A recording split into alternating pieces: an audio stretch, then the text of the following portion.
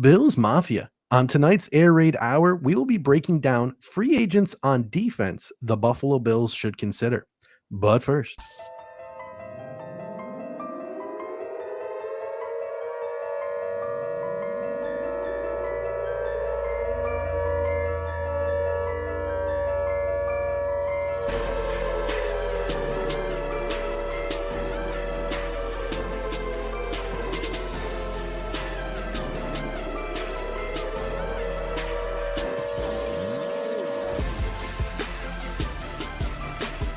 Welcome to the Air Raid Hour, a Cover One Network podcast.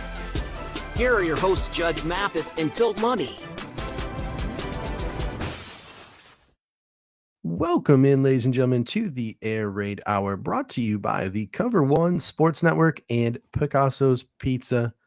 You can order online at picassospizza.net for great locations in Western New York. My name is Steve Mathis. You can find me on Twitter at the Bills Guys. Joined as always by my co-host Dave Tilton. You can find him on Twitter at Tilt Money. And this evening we are going to be breaking down free agent targets the Buffalo Bills should pursue on defense. However, before we do that, Dave, I want to have a conversation about the draft because I feel like free agency is going to affect the way the Buffalo Bills approach the draft. And taking a look at Brandon Beane's tenure as the Buffalo Bills GM, he has been ultra aggressive, trading up and getting his guy in the first round on a number of occasions since becoming general manager of the Buffalo Bills. He's shown a little bit more patience and a tendency even to trade back on days 2 and 3. But I just really feel like this free agency is going to be a roadmap as to where Brandon Beane's head is at and how he is going to approach the NFL draft this year. Because if they go out and they just sign a bunch of smaller tier names and they just try to patch every single hole in the roster, I think Brandon Beane might then be pretty aggressive come draft day and maybe trade some of those later picks to go up and get like a stud playmaker to compensate for not getting a studly type of playmaker in free agency. If they go bigger fish hunting this offseason at one position, like they sign a big safety or they sign a big defensive tackle or they sign a big wide receiver, we're probably likely going to have holes at whatever position we don't spend that money at. So maybe Brandon Beane could feel pigeonholed into taking one position early, like he was with Kyer Elam a couple of seasons ago, when really cornerback was the only glaring hole on the Buffalo Bills roster. But the Buffalo Bills have 10 draft picks going into this draft. That's a huge number, a number that they haven't really had before. And if you see the Buffalo Bills maybe just sign like a few big names here and there, but we get to draft day and it's not like the Buffalo Bills have filled a lot of these open roster spots. Like we're still sitting with like 20 open roster spots. The Bills have signed 3 or 4 mid-tier guys, but really haven't cultivated the depth in free agency. We're probably going to need those 10 picks, and we might see a changing of the philosophy to the Buffalo Bills, where maybe they even trade back in the first round and they're looking to take more of a Baltimore Ravens type of approach and collect compensatory picks and fill the depths of their roster and, that type of scenario. So free agency could really dictate where the Buffalo Bills go in the draft this year. It absolutely will. And, we just, if you watched our offensive free agency show, you would probably come away from that thinking like, look, there weren't a ton of holes on offense, right? Receiver being the big one. I get that. But when we start to talk about defense, this roster on defense is going to be gutted, right? I mean, it is not going to be what it's been the last couple years. And 10 draft picks, we could see a record this year for the Bills where the number of draft picks that make the team, because if Brandon Beane does keep most of those picks because of what happens in free agency, or in this case, what doesn't happen in free agency, they're going to be relying potentially on a lot of those picks to make the roster. Now, it is tough because you have a lot of guys that are not under contract now on the defensive side of the ball. So when you look at this, like, where's the silver lining? Well, in a way, maybe Brandon Beane has to think about, quote, free agents that are coming into the building, as guys like Matt Milano coming back from injury, as guys like Von Miller maybe being a step closer to being back to full health as being Mhm. quote unquote bolstering to the free agent class, because those guys are going to come back from injury who we really didn't have play for a majority of last season.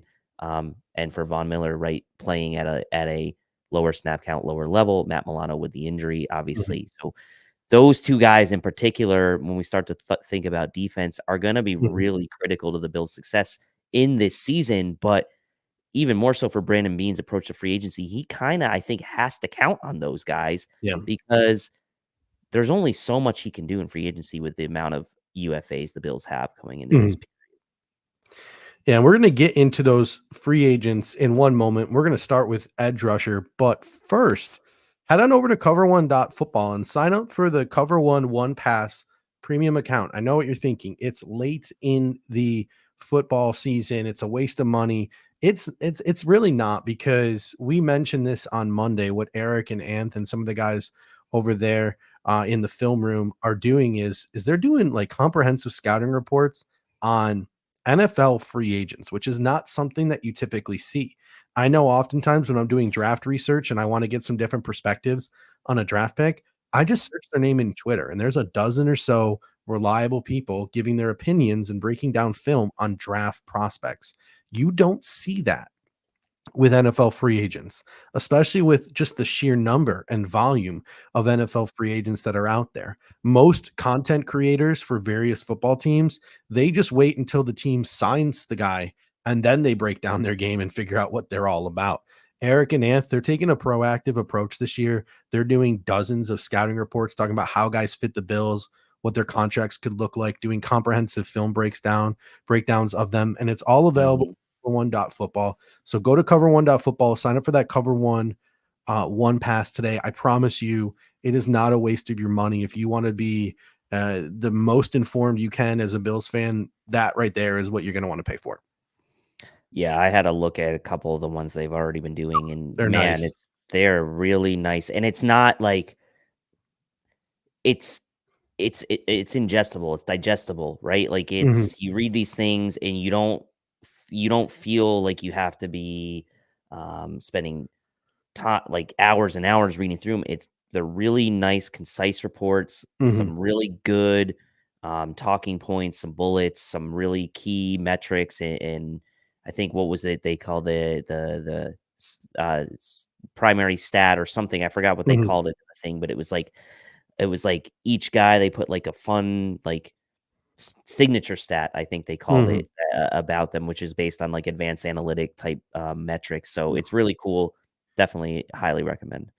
The biggest takeaway from scrolling it today was the Buffalo Bills need to sign Jeremy Chin, who we're going to talk about in the back half of the show today when we get to safety. So let's start with the defensive line here. And our goal now is to talk about free agents we think could be reasonable for the Buffalo Bills to pursue that could fit along their defensive line. The Buffalo Bills have a ton of unrestricted free agents.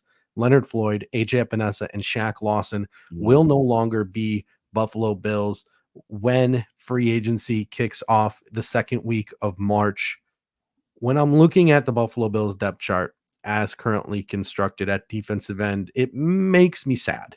yes. But at the same, and I almost feel like the Buffalo Bills are backed into a corner, because when I look at it, and I could be dead wrong, because a lot of times I take a very conservative approach to roster construction. Like Brandon Beane is way more aggressive than I think I would ever be if I was an NFL general manager. And it's probably why I'm not an NFL general manager. But looking at the skeleton of the roster, I would think that, like, to me, y- Von Miller's probably the make or break piece for 2024, Yeah, I because agree.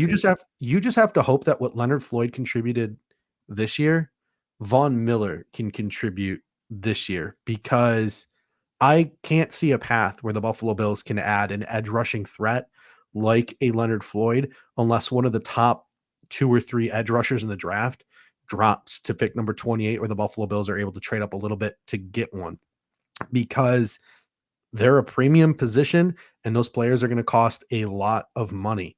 So to me, you're hoping and praying that Von Miller replaces the production from Leonard Floyd. I think Shaq Lawson is an easy re-sign And I just think he's one of the more underrated players. And I think you just slot Shaq Lawson into AJ Epenesa's spot. And then I think you let AJ and you let Leonard walk and you hope for Kingsley Jonathan's development. You sign a guy with a pulse. I'm not saying it's going to be a top tier guy, and you draft a guy relatively early, and you have Kingsley Jonathan, you have the guy with a pulse, you have the guy you draft, all sort of competing to be in that rotation with Lawson, with Von Miller, with Groot. Am I being too conservative here? Am I too glass half empty? No, the only thing I would say to that is I'd leave the door open for Leonard Oh Floyd to yeah. come back. Oh, Um, 100%. I'm just thinking like what I think yeah, is going to happen. yeah. Obviously, if there's a chance to get either of these guys back, you take it. And here's the thing, I mentioned this on the salary cap show too. Like Mhm, you look at Leonard Floyd and the way his season went. Obviously, he had the 10.5 sacks, but over the last 5 games, he only had 1 sack. Last 5 or 6 games, he only had 1 sack. I don't know if he was battling injury or what, but it obviously mhm, was a situation where his play, at least effectiveness in rushing the passer, kind of faded down the stretch. Now he was here on a 1 year, $7 million deal last year. Teams may look at the 10.5 sacks and be willing to give a similar type of deal for him in 2024. If I'm the Bills, I probably can't afford that. I probably mhm, can't afford to give Leonard Floyd a $7-8 million deal again. If you're the Bills, you're probably hoping that you can maybe get him back if the market's kind of cool for maybe $4 or $5 million, and you'd be able to stomach that. But you're totally right, because as it stands right now, you're going into the season with Von Miller as your starter on one edge and Groot as the starter on the other. And you're talking about Von Miller hope being the guy to replace Leonard Floyd, who was the guy that replaced Von Miller mhm, originally. And Von Miller had 0 sacks last year. Now I know his play was limited and I know he was still coming back from injury, but like, are we real? Like, we almost have to expect that Von Miller is going to be an 8 to 10 sack guy in 2024 after having none in 2023. So you really hope, if you're a Bills fan, that with that contract he's on, and it's just one of those things. Sometimes contracts are inefficient in the mhm, NFL, right? It's just the nature of it, that he gets back to some form of above average play, because you really need that to be the case when you start talking about these guys like Shaq Lawson being an easy sign back, etc. Because at this point, bodies are the name of the game as you head into the draft season. Speaking of bodies, there are 4 guys on the market that I think it could be reasonable for the Buffalo Bills to maybe sign, and maybe I'm wrong. Maybe they get a big ass contract and I'm dead wrong. Who knows? Free agency's weird, but there are 4 names that I think would make me feel nice, warm, and fuzzy inside knowing that they're on the Buffalo Bills roster. Those 4 names are Jonathan Grenard, who had a big blow up year this year for the Houston Texans. I've always liked his game. I liked him coming out of Florida. It took him a long time. It took him until D'Amico Ryans got there to pop. Jadeveon Clowney, who has just become sort of like a hired gun, a mercenary. I think he had probably his best season in Baltimore last season. Doris Armstrong, a guy who I liked in the pre-draft process a couple of years ago, and more than a couple of years ago, who has played well in that Dallas scheme under Dan Quinn, but a lot of talent around him. And Derek Barnett, who was traded by the Philadelphia Eagles because he could not get onto the football field, but really blew up for the Houston Texans and really helped them in the back half of that season, week 14 through 18. So between Derek Barnett, Dorrance Armstrong, Jadeveon Clowney, and Jonathan Grenard, if we could secure one of those guys to a nice middle tier deal, I'd feel a lot more comfortable. Man, I remember talking about Grenard too in the pre-draft Mhm, process and kind of like wondering what he would end up being. And now it's funny thinking about like him being a potential target. And I agree. And Greg mentioned him too on the mhm. salary cap show. So you guys are aligned in that one. I think he'd be the tops of my list of those 4 guys. Yep. And he would be the guy that I think could be an AJ Epinesa plus type player. Like Mhm. I think he could be better than Epinesa, and maybe he is Yep. already better than Epinesa. I think he is. 12 and a half sacks And this year. yeah, Pretty he good. but that type of Mhm. player at his age, only 26, Yep. 12.5 sacks at a premium position on defense, Mhm. man, Are the Bills going to be willing to sink more money into that position in free Yep. agency when they already have as much money as they Mhm. have sunk into Von Miller? So that I think is the question. I'd love to add him, but that's I the think question. I think if the Bills are gonna spend, they're gonna spend here because I Yeah. I like some of the I like, Latu we've talked about. We love Latu. I love Jared Verse. I really like Dallas Turner too, right? Like, and I don't usually like the Dallas Turner types, but I really like his ceiling. I like some of those guys. I don't think any of them will be there at 28. Yeah. And I don't like the thought of Bills trading up in the first round this year. I like some of the other guys. Darius Robinson is a guy we've had a conversation about. I like Mhm. some of the edges in this draft class. I just don't like them as like immediate plug and play contributors, first round pick type of things. Like I did a mock today where I took Darius Robinson, but I traded back to like 40 to take Mhm. him because I did not want to pull the trigger on him at 28. And obviously, you have Adiza Isaac from Penn State. So I think if the Bills are gonna spend at any position this offseason, it's probably going to be this one because I Yeah. think Brandon Bean has made it clear like this is one of the positions he thinks is most important. Now, the risky run with Grenard is he had 12 and a half sacks this year, but previous to this in his 3 seasons, 1.5, 8, and 1. So he's a late bloomer in the final year of his contract. So you always run the risk of him sort of having that big year in his contract year and then not showing up after that, even though I'm pretty high on him. He's got a 9.3 run stop rate. He's a solid edge setter. He's good enough to clean up sort of the havoc that interior pass rushers create. Ned Oliver and guys like Matt Milano and Terrell Bernard, they cause and they wreak a lot of havoc up the middle. So I think Bernard would just be like a perfect fit here. Mhm. Jadeveon Clowney. I have never really been high on Jadeveon Clowney, right? Like I said, hired gun. You know he's going to give you in the run game. He had his highest pressure rate, his highest pass rush win rate, and his most pressures in a season this year with the Baltimore Ravens. He had all those other dogs on that defense to help him get that, but he had his best season as a pro this year.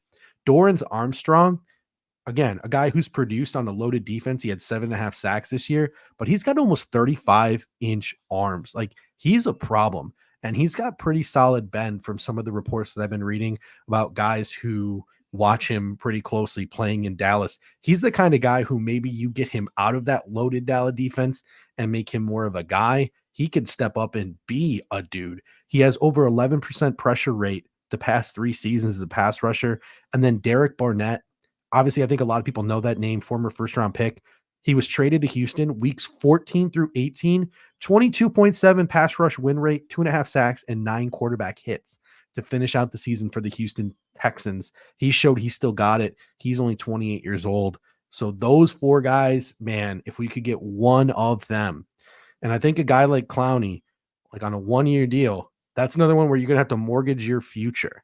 It's going to be like 1 year, $10 million deal, but 2 void years. So it's like 6 million this year and then a $2 million dead cap hit in 2025 and a $2 million dead cap hit. You're going to have to kick the can down the road if you want a guy like Jadeveon Clowney, but I think it could be worth it, especially with how shallow we are.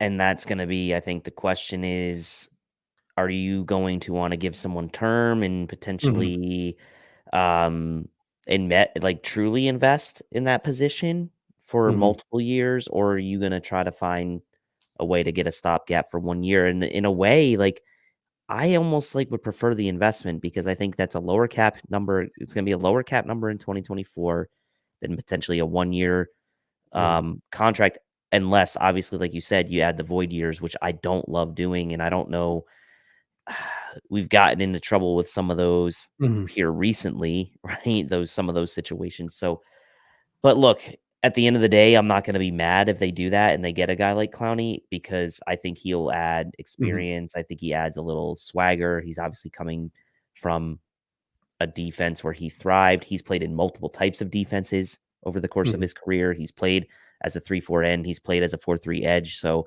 he's played in multiple styles as well and would come in and clearly be a presence as well, just given his pedigree. So I mean, yeah, I think all 4 of those guys would be high on my list, as you mentioned. If you're looking for some names, and again, head on over to cover1.football. They did some full reports on Dante Fowler Jr., Yetur Gross Matos, James Smith-Williams and Casey Toohill. And I know some of you might be saying, who the heck is James Smith-Williams and Casey Toohill? Those are two guys who played I liked with Fowler Ron. last year too, by the way. I was big on him as a bargain guy. Smith-Williams and Toohill played for Ron Rivera with the Commanders, so they played in a very similar scheme to what the Buffalo Bills run. They could be sort of like players the Buffalo Bills might pursue as like bargain bin edge rushers to add some depth, to add some bodies. Yetur Gross-Matos, we might remember, is the guy we talked a lot about in the pre-draft process out of Penn State. He had a pre-draft visit with the Buffalo Bills in 2020. Some other players who had a pre-draft visit with the Buffalo Bills in 2020 and also happened to be free agents this year. Jonathan Grenard, who we've already mentioned, met with the Buffalo Bills. Kalavon Chazon, now former Jacksonville Jaguar. And Bradley Anai, who's a restricted free agent, likely to become a free agent with the New York Jets. Those are all bodies and names that you could hear the Buffalo Bills pursue. I'm just going to start throwing some names out there too. And Dave, let me know what you think. If we find ourselves in another Leonard Floyd situation this offseason, I don't think it's going to be as beneficial, because this year we were talking like, oh, Leonard Floyd, Justin Houston, Yannick Ngakoue, like which one of the Bills going to sign? And I think they made the right call in signing Leonard Floyd. Clearly this year, names like that, Justin Houston, another year older, Yannick Ngakoue, who did not have the greatest season with Chicago Bears, will likely be a guy who is on the free agent market for a while. Bud Dupree, Danico Autry, and Jerry Hughes could be a guy who is signed late in the process as sort of a rotational edge rusher. Some other names: Darrell Taylor, DJ Wonham, Mike Dana, who had a nice little breakout year for the Kansas City Chiefs, Carl Lawson, Clean Farrell, former top 5 pick, F.A. Obata, former Buffalo Bill, he's a free agent, Romeo Okwara, a guy we talked about a couple years ago out of Notre Dame, and Charles Harris. Any of these names sticking out to you remotely? And like I said, that's why I would like the Buffalo Bills to maybe pursue a big dog or a big-ish dog, a medium-sized dog, because I don't really like a lot of these bargain bin choices here. Dana's interesting. He was playing well before the injury. I think that it's tough. I mean, I thought F.I. Obata would be out for me. I think Carl Lawson at one point had some name brand recognition. 3 years removed from these are my notes on him. 3 years removed from an ACL, speed to power guy. In 2022, which was his first year back from the ACL, 49 pressures, 8 sacks, but he was essentially benched in 2023. He told reporters he did not appreciate being a cheerleader. So like clearly there was some animosity between him and Robert Saleh.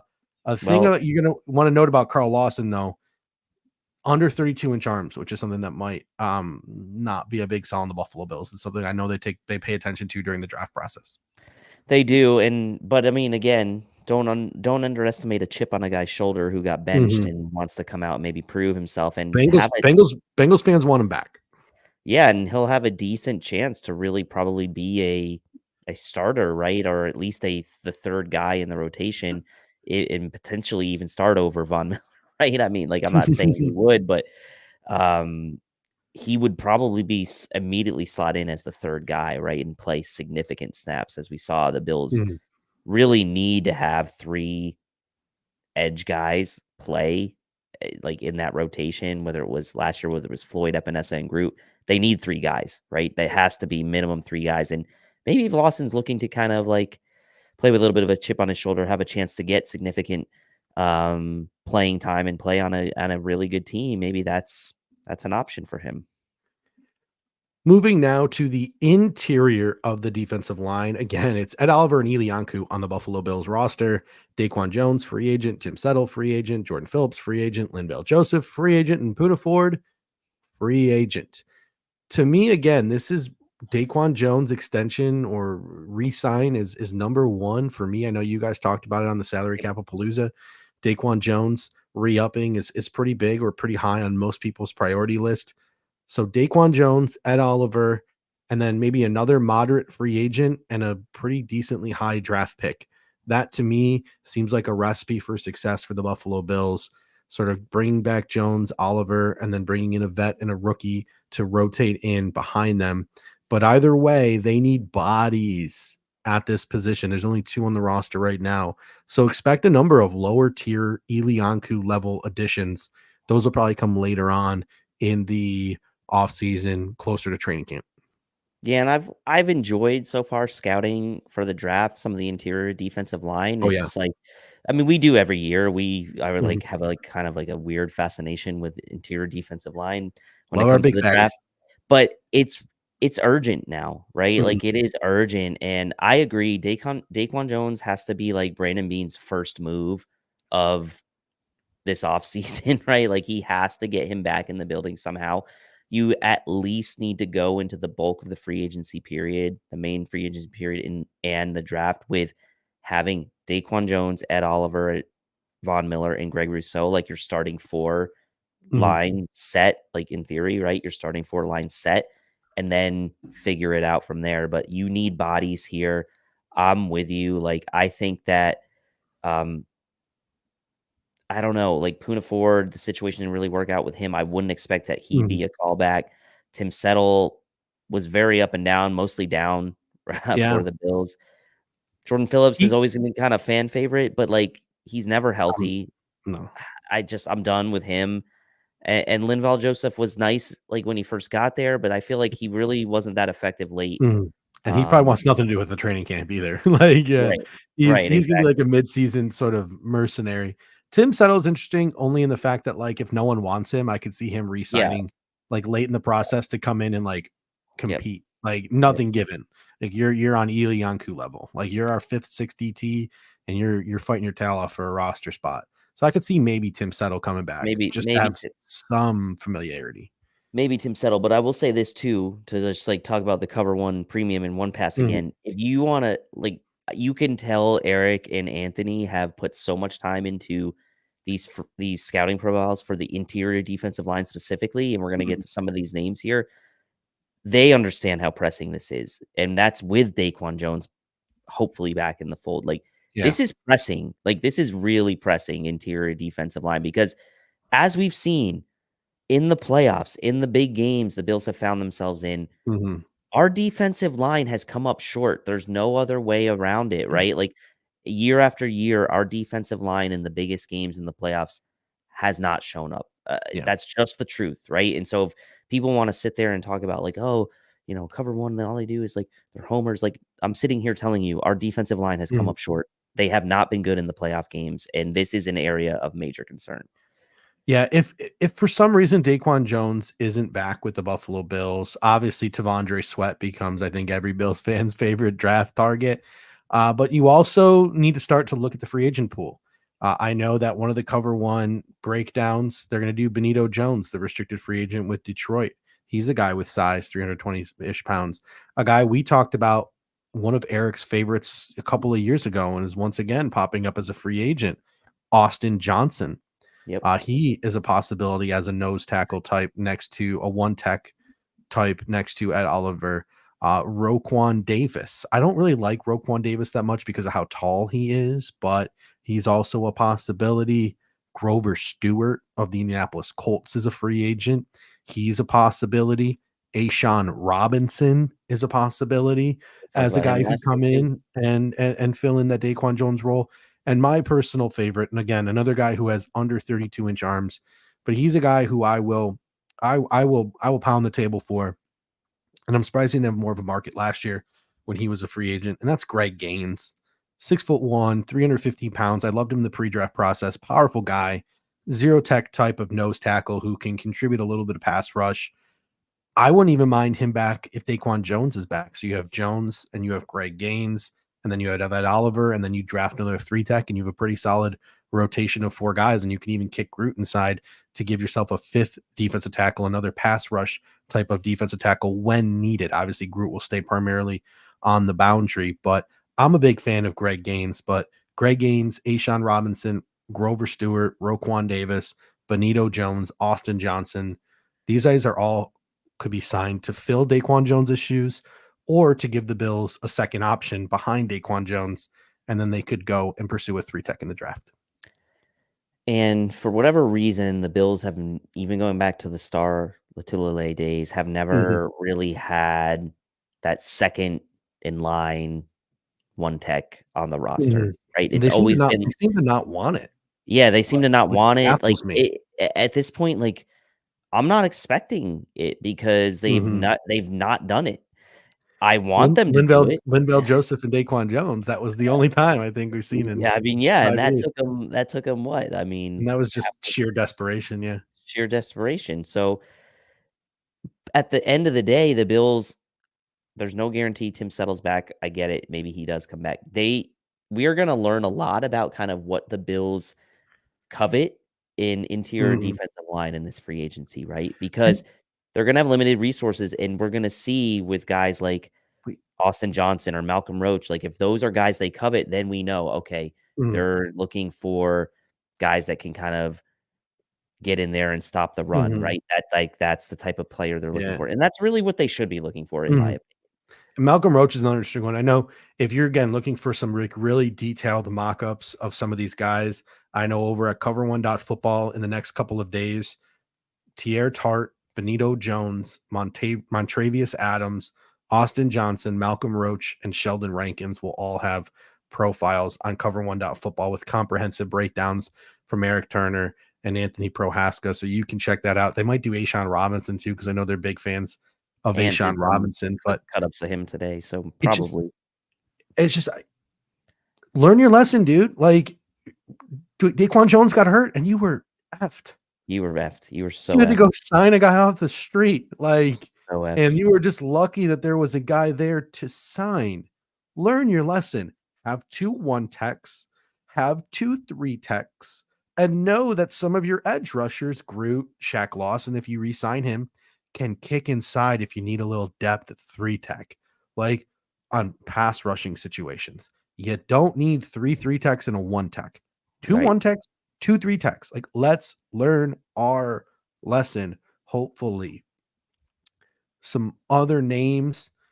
I really like Tier Tart, 6'2", 304. He had some effort issues last year in Tennessee. He was cut because of it.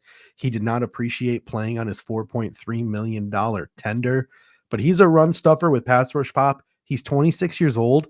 And I'll tell you what, Tier Tart might be the one guy on this list I'd consider giving a contract with term to. Him and Greg Gaines are the two guys I think I might give some term to, like a 3-4 year deal. I like Tart. I think I'd actually prefer Gaines out of the 2 just because, like, Mhm. I just think I don't know. Again, I don't know these guys personally, but it just feels like as far as, like, who would fit better in the building, attitude, with the culture, I just feel like it would be Gaines, but, I mean, Yeah. you would get no complaints on many of the Bills went out and signed Taylor Tart to term because they need a guy like that behind Daquan Jones, and honestly, like, at some point, the Bills, like, Mhm. need, like you said, learn your lesson. I feel like they just haven't learned their lesson here, or they've been trying to, like, not Mhm. get cute, but, like, trying different things, and it just what they've tried hasn't worked. It Yeah. just has. Austin Johnson signing with the Giants, I think, might be an indicator that maybe like he could be on the Bills' radar, right? Joe Shane signing Mm, him a couple years ago. Maybe now he ends up in the Buffalo Bills because, Joe Shane and Brandon Bean, in some ways, they might overlap in their thinking. I had on my list like guys I'd feel comfortable, super comfortable with was Austin Johnson, Tier Tart, Ashawn Robinson, Greg Gaines. And then the last one I have here is Sheldon Rankins, 6'2", 305. He was good in New Orleans. He was good with the Jets. He was good in Houston. He's been a solid rotational dude wherever he has been. Ed Oliver, Daquan Jones, Sheldon Rankins, and a draft pick. Like that makes me feel warm and fuzzy inside. Like that would be a good that's a good interior defensive line it's a good rotation. retool. It's a good retooling right there if you can get that Mhm. done, and, like, it also puts a little less pressure on the draft pick too, right? Yeah. Because you have Eli Ankou still there. Mhm. You'd have Rankins, you'd have Ed Oliver, obviously the stud, and Daquan back in with the draft pick. You like that draft pick coming into that Mhm. room with all that experience. I'd feel good about that as well. Some other names. I'm just gonna throw something out there at the wall. Like there's just, dude, if you go on Spot Track and type in UFA defensive tackle, the list is a mile long. It's a Jordan lot. Elliott had a good year in Cleveland. Sebastian Joseph Day, he was on our list a couple of years ago when he was a free agent. Maurice Hurst struggles to stay healthy, but he had a good year when he was healthy. Quentin Jefferson has been let go by the Jets. Former Buffalo Bill has some connections. Kevin Givens, Shelby Harris, Bilal Nichols, Adam Butler, Justin Jones. These are all names that you've probably heard before because they just move around the NFL and they are just solid rotational interior defensive line pieces. Quentin Jefferson's interesting. I know Aaron Quinn's been kind of banging the drum for him. I know he didn't necessarily leave on. I mean, he didn't leave on bad terms, but when he left, he did make it a point to kind of let people know he was playing out of position. Yeah, Maybe the he was Bills not learned their happy. lesson Yeah, again. I don't know if that relationship's, you yeah. know, amenable or not, but if it is, I'd like maybe that's like kind of knocking out two shots at once, right? With like maybe he Mhm. plays a little in, maybe he plays a little inside as well. So like I don't know, like it'll just depend on kind of like how he feels about potentially coming back after the way he left here last time. Yeah, a couple if we're looking at like some real bargain bin type of names, Kyrie's Tonga is an RFA who might not get tendered. I liked him in the pre-draft process as more of like a nose tackle type. He's kicked around the league after being drafted by the Bears. He was just with Minnesota. Lecky Fotu had kind of a breakout year with Jonathan Gannon in Arizona. I loved Lecky Fotu a couple of years ago out of Utah. So who knows what the market's going to be like for him. Mhm. Marlon Davidson was a former high draft pick who has been kicked around. Ross Blacklock, another former first round pick who's kicked around.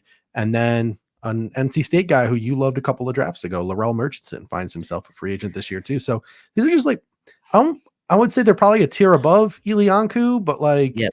they're a tier below Tim Settle. Like these are, that's kind of where you're at. Where like if they sign one of these guys in May, you're just like, okay.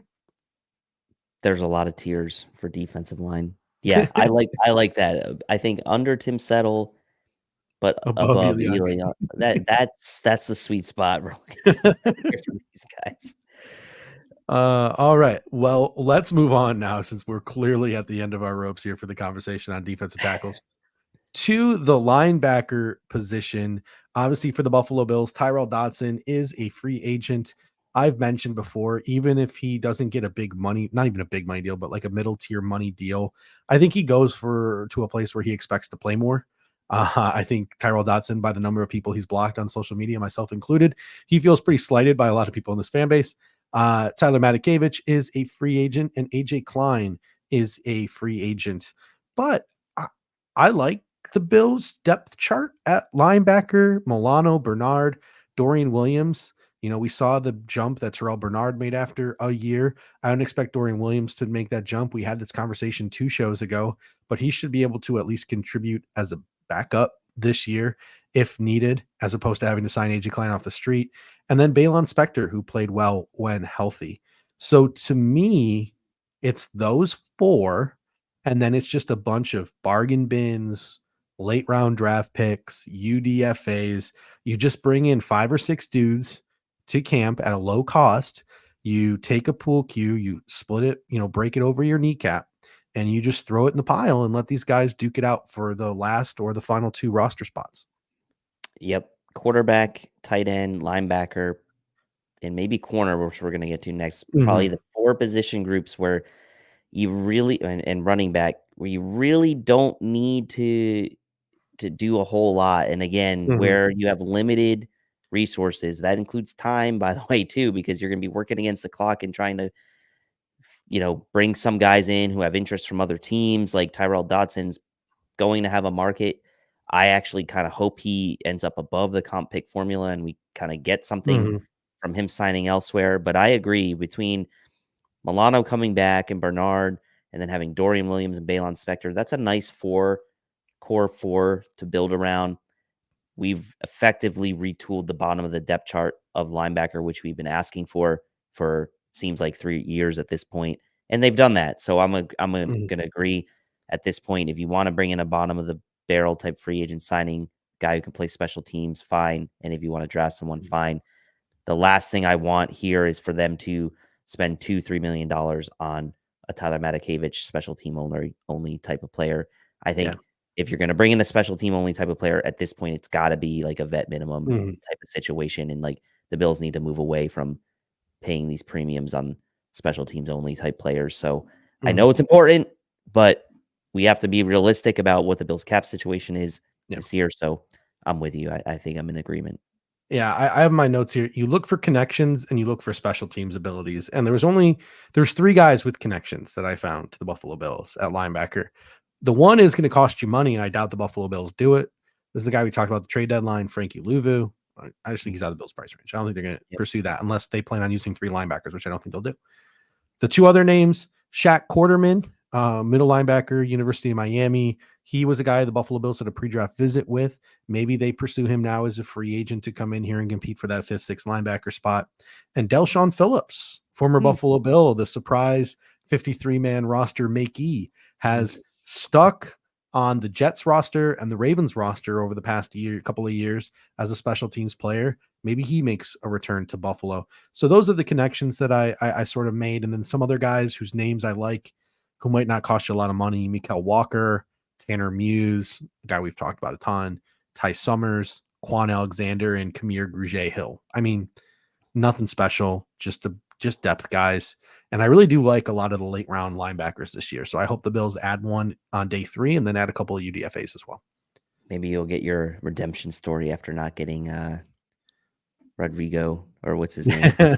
Was it Rodrigo? What was that his name? Yeah, his nickname was Rodrigo, right? but it Yeah, was Malcolm Rodriguez. Rodriguez. Yeah. Maybe you'll get your redemption I story. I definitely do not feel the way about any linebacker this year that I felt about Rodrigo, but maybe I still got some digging to do. Yeah. All right, moving now on to the secondary. And like I said, we're pretty much going to skip cornerback here because Trey White, Rasul Douglas, Christian Benford, Kyrie Elam, Teron Johnson, Saran Neal, Jamarcus Ingram, right? The investment here that the Buffalo Bills are going to make would be maybe re-signing Dane Jackson if you can. It would be a late round pick. It would be UDFAs, or it would be like Cam Dantzler type of signing. So it's not going to be anything crazy. I looked for connections, right? There's 2 connections that I found. Nick McLeod is an RFA. He's probably not going to be tendered by the New York Giants. Maybe a reunion could be in tow, but I bet he goes back to New York. He was playing for them late in the year. And a guy named Chris Williamson, who we brought in for a pre-draft visit in 2020 out of the University of Minnesota. He has been with Tennessee. He's more of a nickel corner, so I don't know what the Buffalo Bills thought process would be, but he's certainly a guy who was on the Buffalo Bills radar in 2020, Chris Williamson. So just keep that name in mind. That's some good research. That's some Oh digging yeah. right there. Oh yeah. That took some Googling for sure, because the name sounded familiar. And I'm like, I 1000% did a tweet on this guy 4 years ago. I'm gonna go dig it up. And sure enough, I did. And then some other names. Rock Sin is a guy the Bills had interest in years ago. Maybe if he's floating around. And our guy, Bryce Hall, is also a UFA. So maybe Bryce Hall, Joe Marino favorite. Yeah, maybe he finally makes his way to Buffalo. All right, on to the position that matters now in the free agents frenzy, and that is the safety position. It's Jordan Poyer, and then, well, it is practically nothing. I do not think Damar Hamlin is some kind of lock to go back and fill that position that he filled when Micah Hyde went down 2 seasons ago. I think we need a veteran to at least be able to start if needed. And then we're probably going to need a highly drafted rookie. And then after that, we're going to need bodies. We're going to need bodies at the safety position. Micah Hyde is a free agent. Taylor Rapp is a free agent. Cam Lewis is a free agent. And I think Cam Lewis, that's an easy one for me to just right away bring back just for depth and competition. Yeah, I think Cam Lewis needs to be back. And I think the Bills are really at the point now where the meter is out, right? Like you've got to do something at this position, right? You were able to kind of like patch it back together with Jordan Poyer and Micah Hyde last year. That's not going to be the case this year. Jordan Poyer is going to be riding off into the sunset after this year, I'm sure. I would not ask Jordan Poyer to take a pay cut if I was the Bills at this point, given the tension that already had been there. Let the man go out with some dignity and teach someone new coming in. Damar Hamlin, I think, is is a solid football player, but to me, he is the guy that needs to be like the next version of Jaquan Johnson, right? Remember when we had him, like the guy that was that fourth safety, played special teams, and if need be, come in a pinch and play. But I don't see the ceiling there with DeMar. Maybe he's a late bloomer, but I would be investing in this position if I was the Bills. Between interior defensive line and safety, I feel like these are really two big areas the Bills need to invest in. And I'm with you. And I know that, Eric and Anthony are doing a lot of profiles on Yeah. safeties as well. And there's a lot of names. The good thing I will say, and I was doing some research on safety today to get ready for this show. The good thing is the free agents class for safety is deep, and there are a lot of tiers. There's like a few upper echelon guys. There's some mid tier. Like there's a lot of names, and you can probably find a sweet spot here in the free agency class with safety because there are a lot of good names Yeah. that I think could come in and, given the situation in the Bills room, like can come in and be starters. Honestly, so Yeah. I'm really zoned in on this position, especially for free agency. There are 3 names where if the Buffalo Bills sign one of these 3 guys, I'd be absolutely ecstatic. I think 2 of them, there's no shot in hell the Buffalo Bills have a chance to sign. One of them's Cameron Curl. I've always been a big fan of his game from the Washington Commanders, played with Ron Rivera, so I think he's probably going to do a lot of things that Sean McDermott would expect his safeties to do. I think that's a guy that the Buffalo Bills would have on their wish list, but I don't think he's attainable monetarily. And then it's just rewind the clocks to our pre-draft conversations in 2020, right? It's Jeremy Chin and Kyle Duggar. Yep. Again, Kyle Duggar has had a pro career to the point where we ain't gonna afford Kyle Duggar. Like the Patriots might franchise tag Kyle Duggar. That's how good he has been.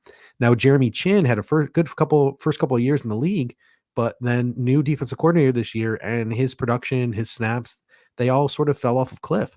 So Jeremy Chin is a guy that the Buffalo Bills could have a realistic chance at going out and signing. And he is young. He is hyper athletic. I'm reading Pro Ant's scouting report on Jeremy Chin. Here are the cliff notes. He's got alignment versatility. He can play in the box. He can play the apex position. He can post up. He can split field. Like he can literally do anything. And the Buffalo Bills like versatility and to split their safeties. He's got athleticism, speed, and size. His RAS score off the charts. He can close from depth versus run and pass. He can match. He can play zone. He can play man. He times and paces and blitzes well. Everything that Anth just sort of summarized about Jeremy Chin's game is exactly what Sean McDermott looks for in his safeties. It's not a shock. Jeremy Chin was a guy the Buffalo Bills pursued in the 2020 NFL draft, and it will not shock me if he is a guy that they hone in on as their one big free agent. The only question is some decent production early in his career, fell off a cliff with the new coaching staff. Where does he end up monetarily? Hopefully for the Buffalo Bills, it's on the lower range. Yeah, and look, at the end of the day, you have guys like Antoine Winfield in the free agent market at safety. You No have shot. some big, I know, but what I'm Yeah. saying is you have those guys to kind of help your chances to get a Jeremy Chin, right? Because if Jeremy Chin or Kyle Duggar is obviously up there, but like if Jeremy Chin and Kyle Duggar were like the premier free agents in the safety class, you really have no shot to get either one, I don't think. Yeah. But because there's other big names, Cameron Curl, you mentioned, Antoine Winfield, right? There are other big names available at safety in the free agent class. You do actually now have a realistic chance to maybe get a guy like Jeremy Chin, who's been up and down, like you said. Teams have invested the safety position has been weird in free agency, man. You see a guy like Jesse Bates get big money, and then you see other guys who you felt were on the same level as a Jesse Bates get like no money, right? Or very little. So like this has been a weird position in free agency over the last couple of years. Guys you think that are going to get paid end up not. We thought Jordan Poyer might be a guy that would get a decent contract last offseason, and he ended up coming back to the Bills. So a weird position in free agency. I would love to get Jeremy Chin if it's like your two quote big free agent signings are Jeremy Chin and Daquan Jones, let's say. Like that's a pretty nice start to free agency for the Bills, I think, if you can lock down those two guys pretty early in free agency. Yeah, so Jeremy Chin would be the guy were ecstatic about. Like, I would give him term. I would invest in him. I think he could be sort of the heir apparent to the Micah Hyde and the Jordan Poyers. I really do think this is a guy the Bills believed in early on in 2020. I think they saw him as a guy who could be the heir apparent. This is your chance to go out and get him now. You might be able to get him in free agency. Some guys I'd feel comfortable with, and a lot of these guys sort of have the Eric and Anth stamp of approval. You're going to find a lot of their draft profile, or it's not their draft profiles, excuse me, their free agent profiles at cover1.football. Ashton Davis, the Jets just misused him for years, and he finally started to click late. I loved Ashton Davis coming out of Cal. Man, I'm just mad at the Jets for mishandling him. I think He was he's a one of the guy. top safeties in that Yeah, class. I mean, he I, was.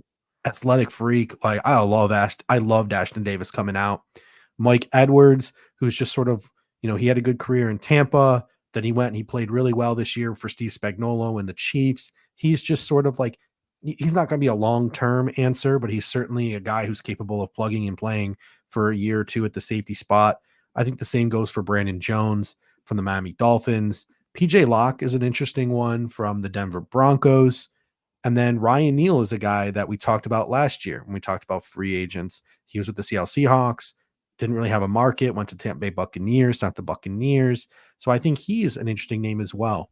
So shoot for the moon with Jeremy Chin, but if not, a guy like Ashton Davis, Mike Edwards, Brendan Jones, PJ Locke, Ryan Neal.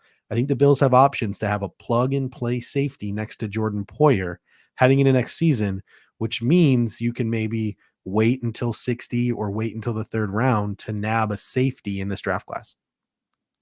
Yeah, I would say outside of the big names like Chin and Duggar, the 4 names for me that I'm going to be feeling really comfortable with as far as that next group right down from Duggar and Chin would be Davis and Brandon Jones. Those 2 guys on my list now for sure, especially after reading the free agent profile reports from Eric and Anthony, and then doing a little bit of my own digging on them and seeing how well they were in coverage, graded out in coverage, seeing how they've played a lot of center field, but also have come down in the box as well in a lot of their snaps. And I also, he's probably not getting out of LA, but Alohi Gilman, I felt like he had a nice season first season really playing as a starter. Came into his own. I felt that Chargers defense is a little tough to evaluate, but I thought he was a nice player. And then, do the Bills go back to the well from the Green Bay Packers and go for a guy like Darnell Savage? He would be the 4th guy on my list, and he has been uber athletic as well. That would be a reclamation project because I believe he was benched by them. Yeah, he was benched, but he was a guy who started out really well. Yes, in his career, flashed a lot. Was a very willing tackler as well in the run game and had some ball skills. But as you mentioned, like, that would be a little bit of a reclamation project, but if you're looking at that and you're banking on athleticism, hey, he's a guy that maybe could fit the bill. And again, like we've said, a lot of good names in the safety class. So guys like Savage maybe aren't going to have a market at all. Maybe he's even under the comp pick number. Yeah. Like, you just don't know, right? He could be, and that could be I don't think we ever expected to sign Taylor Rapp for how little money we signed Taylor Rapp for. So, and that could be appealing for the Bills, right? So, I like what I'm seeing on these lists for safeties. I just hope the Bills go out and get one of these guys. Yeah, I had Gilman and Savage in my sort of next tier, where like I would rather have all right, we better be getting like Cole Bishop, Cam Kitchens, Tyler Newman. Like if we had one of those guys, I'd be like, I really hope we draft one of the top tier safeties in this draft. This could be a 2-year plan though for Bean. 100%. We don't know. 100%. And then some other names: Jonathan Owens, aka Mr. Simone Biles. He was a guy we talked about last year. Went to Green Bay, had a solid year. And Chuck Clark. People I think are forgetting about Chuck Clark coming off of injury. Love Chuck Clark. So he's a guy. And then real bottom of the barrel, I always loved Terrell Burgess. I'm always going to stand for Terrell Burgess. I stand for him last year. The Bills didn't pick him up. He's a free agent again. So Terrell Burgess, former University of Utah guy, really liked his game coming out. And then, hey, again, connections to the Bills. RFA likely to become UFA. Zane Anderson will be hitting the market again, most likely. So could Zane Anderson reunion in Buffalo happen? Maybe this year he's got a better shot of cracking that roster. He was immediately picked up when the Buffalo Bills waived him, which was shocking. So I think that goes to show that maybe the league perceives Zane Anderson in a little higher regard than maybe me and you did one summer ago.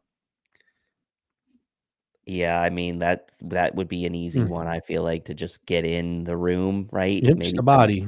get him back, and but I do think like, look, if you've got Jordan Poyer for this year, right? Presumably he's not going to be a cap casualty, which don't expect him to be, and you've got DeMar Hamlin, fine. Maybe you go out.